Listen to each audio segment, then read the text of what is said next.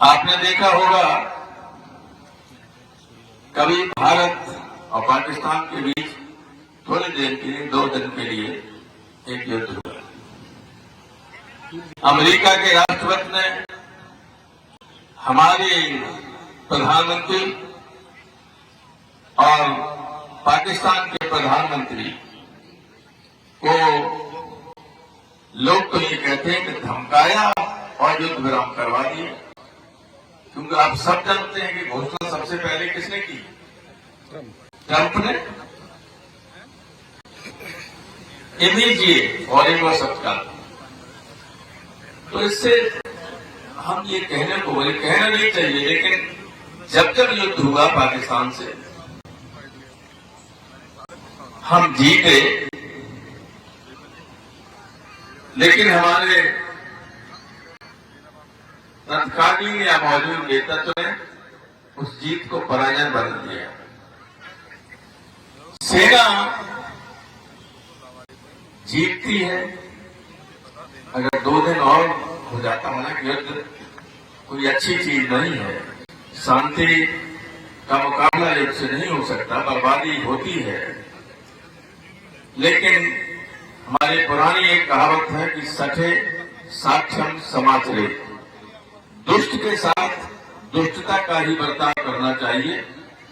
पाकिस्तान मान नहीं सकता। जब ये सीज फायर हुआ तो सबके दिमाग में ये था कि ये मानेगा नहीं पाकिस्तान। और आप देख रहे हैं रोजाना आतंकवादी मारे जा रहे हैं दुनिया में, पाकिस्तान से आ रहे हैं और तिरंगा यात्रा निकाल रहे हैं ये लोग। ये तो केवल चुनाव के लिए सब कुछ करते हैं, केवल चुनाव के लिए। वही इसमें तिरंगा यात्रा की क्या जरूरत है? और जरूरत है तो सारे देश को विश्वास में लेकर कीजिए, सारी पॉलिटिकल पार्टी को विश्वास में लेकर कीजिए। ये कोई वहां जो लड़ रहे थे लोग, वो बीजेपी के लोग थे। एक हमारे लेफ्टिनेंट कर्नल कुरैशी को इनके मंत्री ने गाली तक दी, हाईकोर्ट ने FIR करने का आदेश करा। हाईकोर्ट।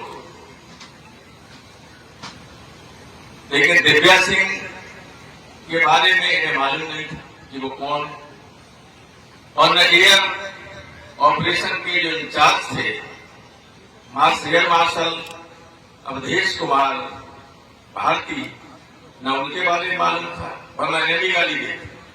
मैं आपको बता दूं कि दिव्या सिंह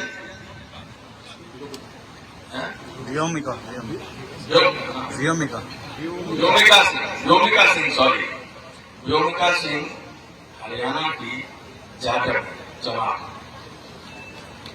और एयर मार्शल भारती पूर्णिया के यादव हैं। तो तीनों तो पीडीए के थे। एक को मुसलमान समझ के गाली दी, एक को राजपूत समझ के कुछ नहीं किया, और भारती के बारे में जानकारी नहीं थी। और जब पेपर में आ गया तब ये सोचने को विवश है कि अब क्या करें। तो मानसिकता जो खराब होती है, तो सेना की उपलब्धियों के बजाय लोग अपनी उपलब्धियां बताने लगते हैं। जब यह विराम हुआ तो आपने देखा होगा कि कुछ चैनल्स ने भारतवर्ष की संसद के उस अंश को दिखाया जिसमें नेताजी बोल रहे तो कह रहे थे कि अमेरिका का, कि कौन होता है अमेरिका हस्तक्षेप करने वाला किसी मामले में भारत के? सुना? और यहाँ लोगों ने ट्रंप के सामने देश का जीतने के बाद भी अपमान, ये बहुत ही खतरनाक बात है। अंतर्राष्ट्रीय राजनीति में हमारा अपमान है, लेकिन जो सेना को नेताजी ने दिया वो हिंदुस्तान के किसी रक्षा मंत्री ने आज तक नहीं दिया। पुराने लोग सब जानते हैं, चाहे 62 का युद्ध हुआ हो, चाहे 71 का युद्ध हुआ हो, चाहे 65 का युद्ध हुआ हो, चाहे उसमें जब लोग मारे जाते थे हमारे सिपाही या अधिकारी, तो उनकी बेल्ट और टोपी घर पे आती थी। नेताजी जब रक्षा मंत्री बने तो उन्होंने कहा कि नहीं, पूरा शरीर आएगा, शव आएगा ताकि लोग विधिवत उनका अंतिम संस्कार कर सके।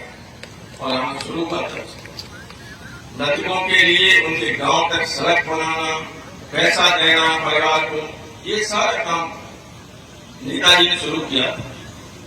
फौज का सम्मान बढ़ाने का काम नेताजी ने किया था। कुछ लोगों को, नए लोगों को याद नहीं है, जब वे रक्षा मंत्री थे तो सियाचिन गए।